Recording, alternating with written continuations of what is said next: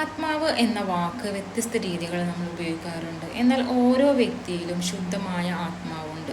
അഥവാ ദൈവത്തിൻ്റെ ആത്മാവ് അത് എപ്പോഴും നിലനിൽക്കുന്നതും എപ്പോഴും ബോധമുള്ളതും എപ്പോഴും പുതിയതുമായ അത് ആനന്ദവുമാണ്. അഥവാ ദൈവത്തിൻ്റെ പ്രതിഫലനം എന്ന നിലയിൽ ആത്മാവിന് ദൈവത്തിൻ്റെ അതേ ഗുണങ്ങളുണ്ട്.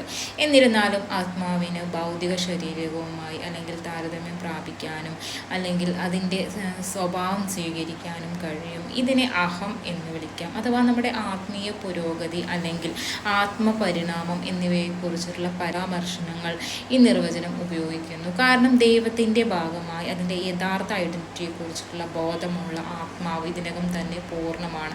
ആത്മാക്കൾ പരിണമിക്കുന്നതും പുരോഗമിക്കുകയോ ചെയ്യുന്ന അവസ്ഥ അല്ലെങ്കിൽ ഭൗതിക ശരീരങ്ങളുമായി താതാത്മ്യം പ്രാപിക്കുന്നതിൽ നിന്നും അല്ലെങ്കിൽ ദൈവവുമായി താതാത്മ്യം പ്രാപിക്കുന്നതിന് പോകുന്നു എന്ന അർത്ഥത്തിലുമാണ് ഇത് പ്രവർത്തിക്കുന്നത്.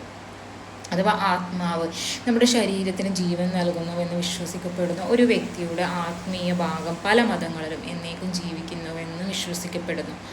ഒരു വ്യക്തിയുടെ ആഴത്തിലുള്ള അല്ലെങ്കിൽ ധാർമ്മികവും വൈകാരികവുമായ സ്വഭാവം മറ്റുള്ളവരോട് ദയയും സഹതാപവും തോന്നുകയോ അല്ലെങ്കിൽ സൗന്ദര്യത്തെയും കലയെയും വിലമതിക്കുവാനുള്ള ഒരു വ്യക്തിയുടെ കഴിവ് അഥവാ പല പാരമ്പര്യങ്ങളിലും ആത്മാവിനെ ഒരു മനുഷ്യൻ്റെയോ മറ്റു ജീവികളുടെയോ അശരീരി അഥവാ സത്ത എന്നാണ് പരാമർശിക്കുന്നത്. അഥവാ ഒരു യോഗിയുടെ ആത്മകഥയുടെ ആദ്യ കുറച്ച് കാര്യങ്ങൾ മനുഷ്യൻ്റെ ഏറ്റവും പ്രധാനപ്പെട്ട ഭാഗം ശരീരമല്ല, മറിച്ച് അഭൗതിക ആത്മാവാണെന്നും പരമഹംസ യോഗാനന്ദ നിർദ്ദേശിക്കുന്നു.